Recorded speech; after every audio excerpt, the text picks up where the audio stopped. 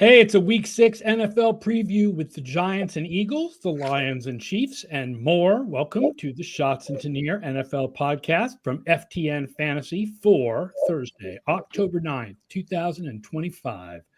I'm Aaron Schatz. You know me as the DVOA guy from FTN Fantasy. He is Mike Tanier. You know from his Substack at miketanier.substack.com.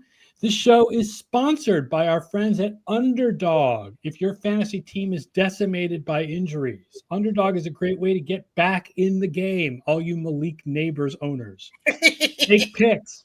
Make picks using everything you learned from us on the show, then sweat the games and win cash when your picks hit. New customers can play $5 and get up to $100 in bonus funds or entries when they use the promo code FTN to sign up. Terms apply, and as always, play responsibly. Yes. And of course, we take comments if you are watching us live, which we do Mondays and Thursdays at 11 a.m. Eastern.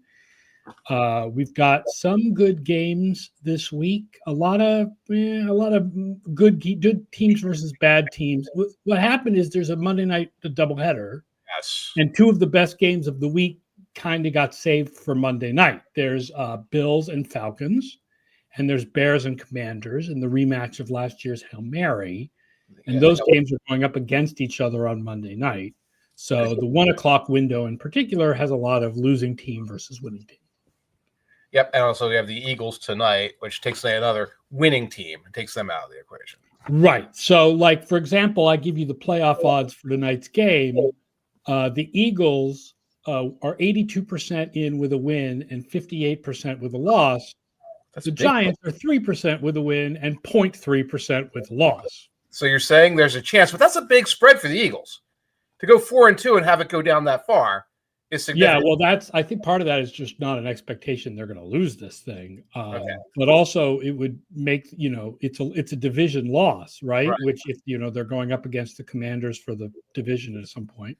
Mm-hmm. E-Dog, the big dog, says, should Eagles fans be concerned when our 3-and-out rate on offense is in the same breath as the 2005 49ers? Eagles are 29th in the NFL in yards per play right now. So, yeah, they're better in DVOA. I mean, DVOA, the struggling Eagles offense is actually 15th in pass DVOA and 10th in run DVOA. The opponent adjustments definitely matter when it comes to looking at the Eagles offense. I'm going to give you a stat that I found that I think exhibits why we can, break down the runs and passes and whatnot, but why this is a get-right game for the Eagles. Okay. Jalen Hurts is currently the third lowest quarterback in the league in DVOA against zone coverage and the third highest quarterback in the league in DVOA against man coverage. Interesting.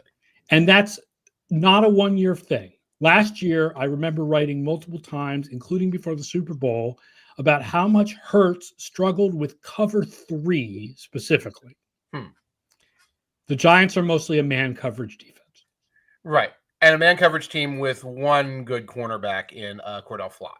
And the Eagles are a team that slices through man coverage with 2 good wide receivers, 2 number 1 wide receivers, essentially. So I feel like this could be a good get-right game for the Eagles offense.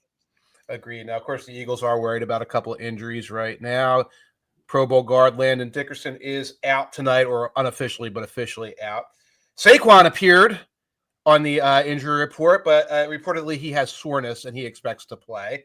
Jalen Carter did not practice on Wednesday. It seems like he's going to be playing hurt every week with shoulder and other injuries. Craig Calcaterra, tight end, is out. He's kind of a significant part of the Eagles offense. When they go 2 tight ends, they look to him to short passes. They look at him as a blocker. Other side of the ball, Darius Slayton is out. And, of course, with Neighbors out. Who is wide receiver 1 for the Giants? Wan'Dale Robinson is never going to be wide receiver 1. So is it like Jalen Hyatt? Is it Lil Jordan Humphrey? I have no idea. Lil Jordan. It's Jalen Hyatt as the guy who's like a traditional wide receiver. He was 0 for 3 on targets last week. Like, who would you cover with Mitchell? I think he just like Cooper DeJean will be on Wan'Dale Robinson. Yes. So it's like Mitchell on Hyatt? Like, talk about your shutdowns. Jeez. No, put him on Hyatt and let Ringo blitz. They'll probably just sides it out is what they'll do. The interesting thing for me is Saquon against the Giants defense. So ESPN win rates have the Giants in the top 10 in run stop win rate, even though they have one of the worst run defense DVOAs ever. It's a really weird dichotomy. I have no idea how that works. There's got to be an opponent They've allowed like 6.5 yards per play or something on the run. on the run. Oh my gosh, I'm not prepped up for this. I'm trying to get. Last week Miller didn't do anything. Kamara didn't do. No, but before that, the 4 games before that, like Hampton ran all over them, like 12 carries for like 126 yards or something. Hampton, another guy on Underdog Fantasy, you might need injury advice. Yeah, another guy that if your fantasy team drafted Omari and Hampton, you should be playing Underdog because then you don't have to play Omari and Hampton this week. Absolutely. By the way, if the Giants try to use tight ends to make up for their wide receiver injuries, guess what? The Eagles are number 2 against tight ends this year. You're giving Zach Bond an opportunity to beat you. You're giving Dijon, if you're trying to move them out to the slot, that would be a possibility. But they're going to have to. Bellinger and Theo Johnson were the top targets. And by the way, Jackson Dart is averaging 2.8 yards per completion. That would be last. That's below Aaron Rodgers. That is really, really low. That is dumping it off in the flat, getting it to Scatabo and saying, go Scatabo through the defense. Not a good way to try and attack a good defense. I know weird things happen on Thursday games, especially if you're on the road, but the New York is not that far from Philadelphia to be on the road, and I really like the Eagles tonight, -7.5. -7.5. I'm getting 7. I'm more comfortable with 7 than 7.5. But Eagles bad vibes, Eagles concerns that we're talking about, they're legitimate. Giants aren't a good team. Giants just lost to the Saints, who are about as bad a team as you can play, and it wasn't that close. So this should be a win for the Eagles. We'll skip talking about the New York Jets and the 9:30 in the morning Europe game. And let's go straight to 1 p.m., where the best game of the 1 p.m. slot is the 3-2 Seahawks versus the 4-1 Jaguars. Seahawks make the playoffs in 73% of sims where they win, 51% where they lose. Jaguars, 87% where they win, 70% where they lose. We are headed towards 2 AFC South teams in the playoffs. For the first time since 1963, of course. Like we really are. Like, I mean, Houston is kind of showing life. Obviously, they picked on a very injured Ravens team last week. Right. But the Jaguars are good. The Colts are very good. Right. And it really you could have 2 AFC South teams in the playoffs. Now, what's interesting here is the Seahawks last week had the better post-game win expectancy. But lost. Right. And the Jaguars won despite having the worst post-game win expectancy. So we have the Seahawks like second and the Jaguars only like 12th or something in DVOA, even though the Jaguars have the better record. And they are the home team in this game.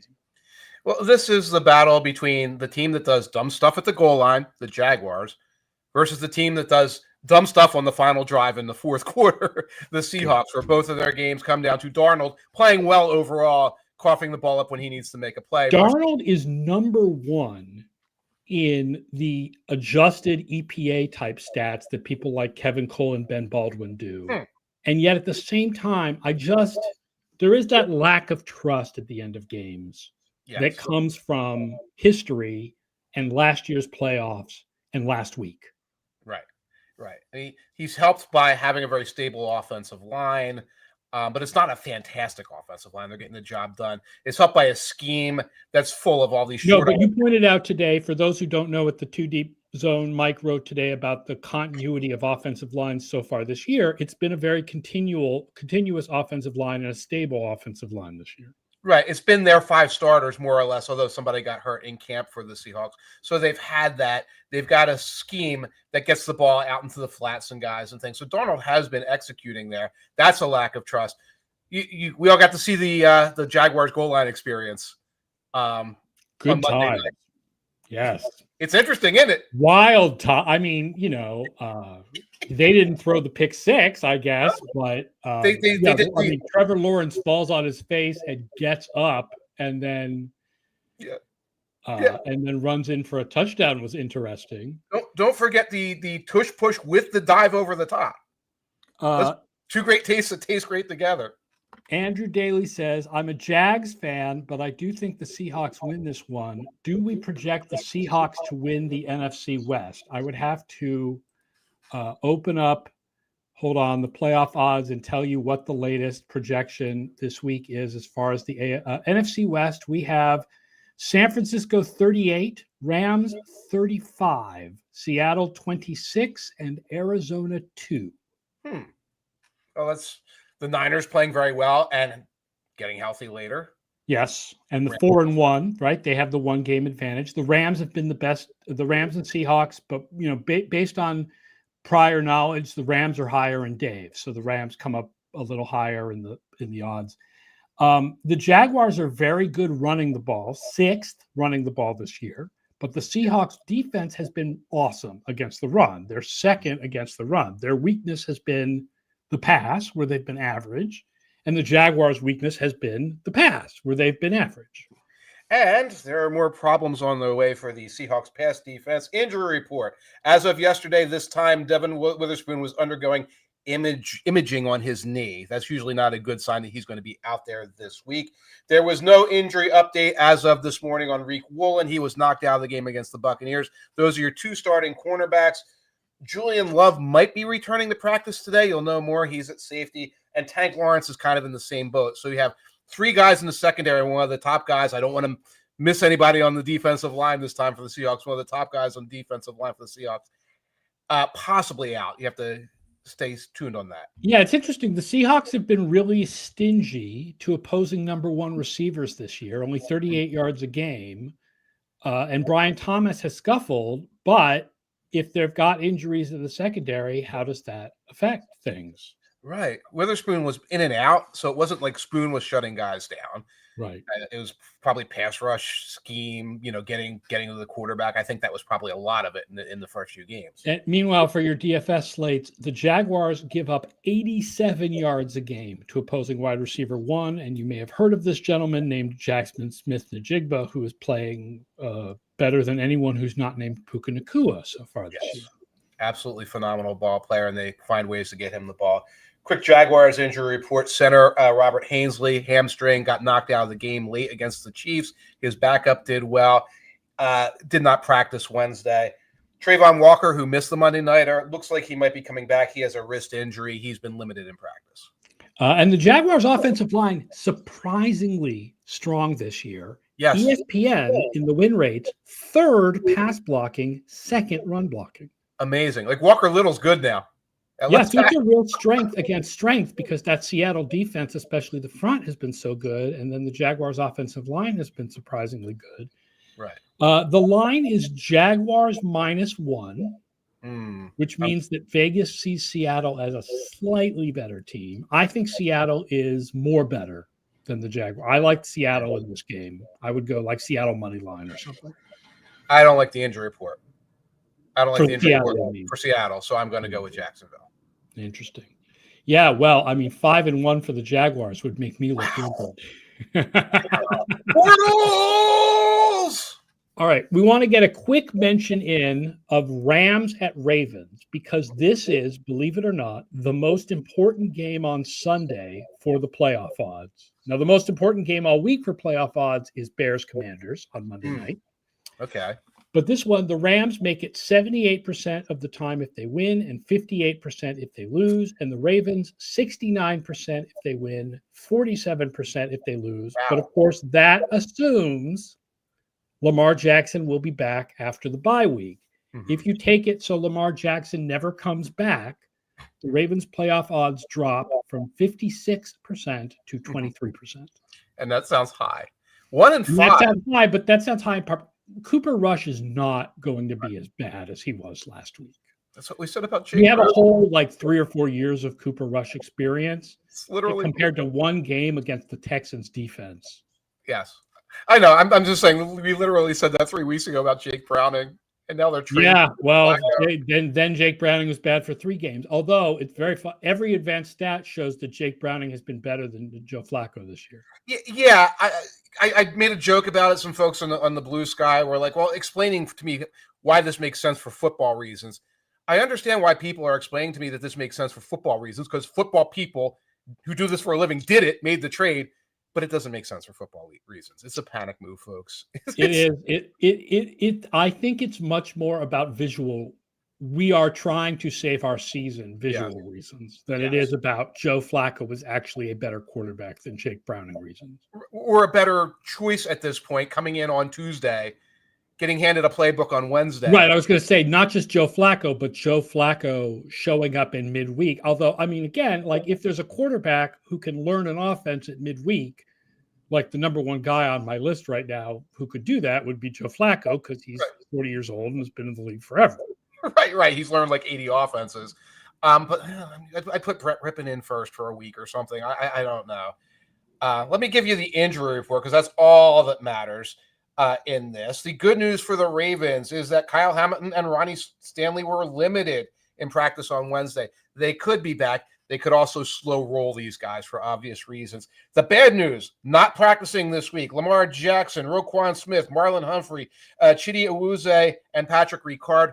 Also, Zay Flowers showed up on the injury report. That's a real issue. Rams injury report, yes. Roquan and Humphrey are the big ones, right? Yes. Lamar Jackson should be back after the bye. Ronnie Stanley, this may last, but he should be back after the bye. Yes. Kyle Hamilton should be back after the bye. Yes. Roquan Smith and Marlon Humphrey are the multiple week injuries. Yes. And Humphreys is your cornerback 1, and your quarterback 3 is not a person who does not exist, Jair Alexander. So that could be a problem moving forward. Rams injury report: Robert Haverstein, ankle. I think he was actually benched, folks. Tyler Higbee, hip, and Omar Speights, the linebacker, they did not practice. One other note on this: heavy rainfall, very possible around kickoff on Sunday. Don't play any over-unders or anything until you get a weather forecast for Baltimore. Red Matt says, any thoughts on the Ravens-Chargers trade? That was the trade of Odafe Owe. The pass rusher was sent to the Chargers for safety Alohi Gilman. They needed a safety. The Chargers needed the edge rusher with Mack hurt. Yes. The Ravens also picked up CJ DJ, didn't they? I believe so, yes. Yeah. It seems like a kind of trade that should help both teams a little. I don't know how much the Ravens can get rid of a pass rusher, but they wanted the safety. So between Gilman and Gardner Johnson, they should have, if they want to play 3 safeties, they should have 3 safeties. Yeah, I don't know much about that guy at all. It seems like a good move for the Chargers. They're being aggressive. One other note, just because I was doing all this research, Joe Alt is not on IR, which means Joe Alt could return for the Chargers sometime in the next week or two, which means they could get something semi-normal out of their offense in the weeks to come. The Rams are favored by 7.5. I think I like the Rams. Yeah. The system also spit out over 44.5, but it didn't know that it's going to rain hard. So right. Check. Yeah, that's great if it turns out clear skies, cloudy skies, whatever. I'd be more comfortable with 6.5, but I'd probably take the Rams at 7.5 right now. Michael Allen Brewer wants to know, now that the Bengals are basically out of it, is Kirk Cousins going to stay a Falcon, or is there another potential suitor? They're guaranteeing him money. It's a more complicated trade than a Flacco trade where you can just kind of toss him out there in exchange late round picks. I feel like the trade would have gotten done in March if everyone thought it made sense for everyone's finances. He's got a guaranteed salary right now. You're not just grabbing Cousins and paying him the minimum. Geevers Golf wants to know, can the Cowboys get a wild card with that defense because Dak Prescott is playing exceptional? This is one where I think offense being more consistent and predictive than defense really applies. Like, the odds that the Cowboys stay a top 5 offense are a lot stronger than the odds that the Cowboys stay a bottom 5 defense. And so, yes, I absolutely think the Cowboys could win a wild card. Yeah, do not LOL away the Cowboys for any reason right now. The offense has been much better. You know, we laughed at Schottenheimer. We didn't know about why Prescott declined last year. Prescott is just inconsistent, and it was only half a year, and he's back to what he was 2 years ago, and he's playing great. And they're running the ball well, and they've got these guys who stepped up in the wake of CD. And CD will be back in a couple of weeks. CD will be back. Offensive line, who's been banged up, will be getting guys back probably starting this week. Again, do not LOL the Cowboys away because they're the Cowboys. Cardinals 2-3 at Colts 4-1. It's another 1 p.m. game. Cardinals 17% with a win, 7% with a loss. Colts 85% with a win, 69% with a loss. Cardinals have defense improving, which was one of my predictions in the preseason, has come true. They are 8th on defense. Yes. Offense being good has not come true. They are 25th on offense. The Colts are better against the pass than the run, but the Cardinals' running game has really struggled after losing Clayton Adams, the running game coordinator, who's now the offensive coordinator of the Dallas Cowboys. Right. And Connor, which has been a knock on because you have to bring other guys off the bench. Right. And then they lost Trey Benson, who was Connor's promising young backup, who was very high on the top prospects list in the book. And then he's out. Right. So now you have DeMarcado, who doesn't remember to hold the ball past the damn goal line. And gets yelled at by Gannon on the sidelines. And Kyler Murray is not practicing this week, or at least not practiced yesterday with a foot injury. Here's Jonathan Gannon's quote on Jacoby Brissett, the backup. If he's got to play, he's got to play. Now, Jacoby Brissett, even if he plays, sneaky good DFS week to play Michael Wilson. Okay.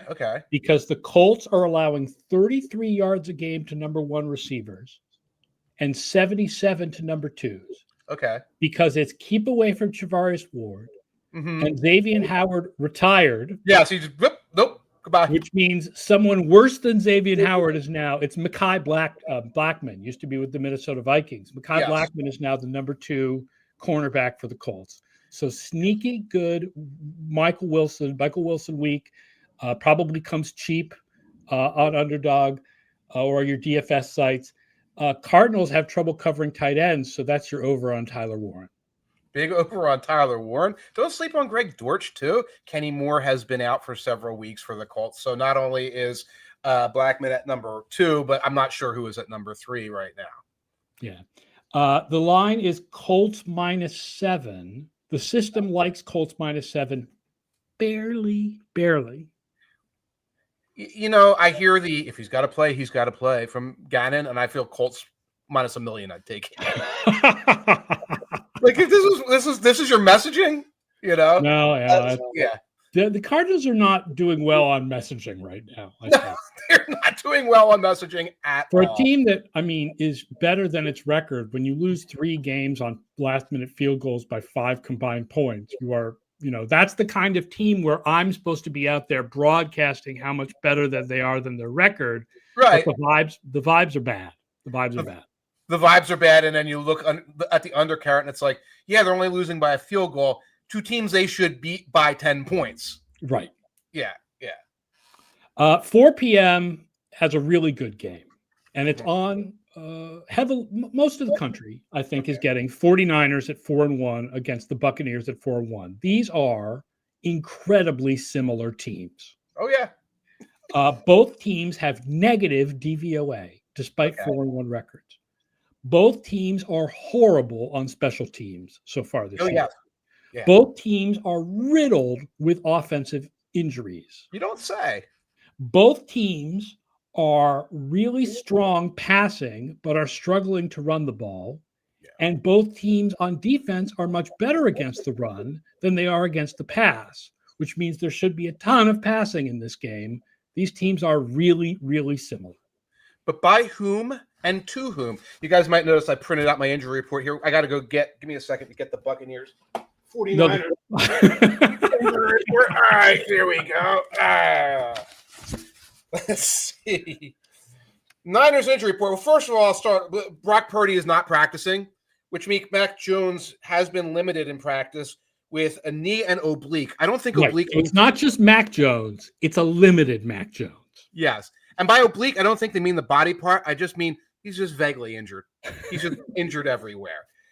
Juwan Jennings did not practice early in the week. Neither did Ricky Pearsall. Neither did Jordan Watkins. Those are pretty much all the receivers besides the Bourne identity that you could possibly name there. Bucks, meanwhile, Chris Godwin has popped on the injury report with a fibula injury. I'm having a hard time getting any information on that. Mike Evans, still DNP with a hamstring. Bucky Irving, this is a quote from Schefter. Turns out the Buccaneers running back Bucky Irving's shoulder injury, which he did not report to the team until Tuesday of last week, thanks, Shefty, is more of an issue than his sprained foot, per sources. Irving is dealing with a shoulder subluxation that could sideline him in at least 2 weeks. So that's the three top guys in the Bucs offense. Michael Allen Brewer says the injury report for this game is printed out on a CVS receipt. 10 comedy points. Here's why I like the Bucs. Baker Mayfield is one of this year's top quarterbacks against zone, but he's near the bottom of the league against man, and San Francisco is mostly a zone defense, and Egbuka is going to get open in those zones. Egbuka will get open. They'll find ways to get the ball to whoever's out there. I am just starting to run into whoever's out there. It's Egbuka and Otten and Sterling Shepard. Yeah, because Godwin is playing, but he's not. There's been more Shepard than there's been Godwin the last couple of weeks. Yeah, and I don't know if this fibula was something that was bothering him or that he was just slow coming back, but I don't know his status at this point. Rachaad White has been extremely useful. He's been bearable in the running game. He's been a good pass protector. So he provides something there, but you lose Bucky Irving. That's a big part of it. I just look at these two teams and how will scoring happen? The line is Bucks -4. And I mean, I think scoring will happen. I think scoring always happens. Yeah, I think I like the Bucks in this one. You like the Bucks? I think I'm leaning. I don't know. I'd have they to. They are at home, and it's a long trip for the 49ers. And yes, and Mac Jones is oblique. That over unders at 47.5. Would you go over that? That's not chaos territory. 47.5. I think I'd go under. I gotta go under. There's just not enough guys. They lack guys. Yeah. Really good 8 p.m. game, guys. 4-1 Lions at the 2-3 Chiefs. The Lions make the playoffs 96% with a win, 87% with a loss. The Chiefs, despite being 2-3, make it 78% of the time with a win and 58% of time with a loss because, even if they're 2-4 after this game, we think the Chiefs are a top 10 team. If you lose a close game to Detroit, you're still a top 10 team. Right. What's troubling for them is the winning the division. Yeah. Because Denver and the Chargers are good. Right. That if they lose this game, even though it's not a tiebreaker game, that makes winning the division becomes tougher. And the Lions are the number one overall team in DVOA. The Chiefs are better on offense than defense this year. I think there was so much talk early in the season about the offense, even though we all knew part of it was receivers not playing. Right. That we didn't notice their defense is just not playing as well this year. Right. It's kind of league. Where's it ranked? Because it feels like a league average defense. They're 15th in DVOA defensive. And what's interesting, the ESPN run stop win rate. These are the two worst defenses in the league, which is incredible to me about the Lions because the other numbers do not say that about the Lions. But the Chiefs have had trouble with the run this year. Yeah, I don't want to have a low run stop win rate against the Lions ever. Yeah. I mean, you pointed out in your thing today, Taylor Decker is probably going to miss this game at left tackle, but the rest of that Lions line is still very strong. Yes. By the way, Amon-Ra St. Brown monitor this. He was a DNP with a wrist injury. I don't know how serious that is. He was out there all the time. I'm going to throw one thought at you. How often are teams even running against the Lions? Because they've blown several teams out this year. And when you look at a rate stat and the team abandons the run at halftime, but they got a couple of 10-yard runs early. Right. They struggle. Yeah. It might be. That might be some of it. Always when you play the Lions, you have to check defense up the middle. On passes up the middle. The Chiefs are 18th against passes up the middle. That's not phenomenal. Both teams are good against opposing tight ends, which is something else you need to talk about when you talk about these teams. Mm-hmm. And I did another man-zone split here. The Lions are a heavily man defense. Mm-hmm. Mahomes this year, 40% DVOA against zone, -20% against man. They're a man and blitz team this year. And Mahomes has been blitzed about the second or third highest, depending on which source you use in the league. Teams are blitzing Mahomes. So, yeah, and it used to be don't blitz Mahomes, and that has the last couple of years that has absolutely not been true. Right. It looks like he is trying to dump it off to guys who aren't going to make a lot of plays for him. He's dumping it to Hollywood Brown or somebody as opposed to dumping it to, years ago, Tyreek Hill. I didn't notice one thing, but beware. I know this is obvious. Beware of Mahomes outside the pocket. Right. 33 time attempts outside the pocket this year, 72.7% completion rate, 11.4 yards per attempt. And of course, he can also run when he's outside the pocket. So if the Lions are blitzing, and they blitz a lot this year, they got to make sure it's a containment blitz where they're not sending guys from one side and just tell Mahomes to run to his right. Yeah, but I have a feeling they're smart enough to know that. Oh, yeah. Okay. Yeah. They know what they're doing. Yes. Yeah, it's another. I mean, that's the tough thing is if you play man against Mahomes, right? He's not passing well against it this year, but he'll run on you. He'll run on you. Whereas if you play zone, he can't run on you, but he's slicing it up as a passer. He can just pick it up. So I think you got to have the spy. You want to play the man with the spy. Have Jack Campbell out there spying. Also, you could try to run up a 2-score lead and just make them one-dimensional and see. That would also help. Yeah, that always helps. The line is the 2-3 Chiefs are favored by 2.5. I think that is remarkable because that is larger than home field advantage. That suggests that the Chiefs are better than the Lions. No. Which seems weird to me. So I'm going to go Lions plus 2.5. Yeah, it's almost a suspicious line. Like we're going to discover something. Like Amon-Ra's going to get wrist surgery in 2 hours and we're going to be stunned or something. I'm going Lions right now based on the information. I mean, if it was an even line, I probably would just stay away or whatever. But if the Lions were favored, I might go Chiefs. But a Chiefs being favored by more than 1.5 seems weird to me. Yeah, in fact, you get the Lions money line plus 114, and I'd feel just as comfortable with that. This isn't a team I worry about, the environment or things like that. They're the Lions. The system also likes a kind of counterintuitive under 52. Yeah, I can see that. Because that's a pretty high number. It's right. All right, that does it for our Week 6 preview, and we will be back on Monday to preview the doubleheader with the Bills and Falcons and the Bears and Commanders, and to review all these games and talk about all the wacky things that are going to happen, probably in the Arizona Cardinals game, because that's where the wacky things happen. Thank you again for reading all of our stuff. Thank you for watching the show. Don't forget, you can get all these man-zone splits with DVOA on the FTN Stats Hub. If you want DVOA for every quarterback against man and zone or blitz or not blitz, all that stuff, all those splits are on the FTN Stats Hub, except for last week's Giants-Saints game, which we'll have in there by next week. All right, that does it for the show. We'll talk to you guys Monday morning. Thank you so much for listening, and have a great weekend.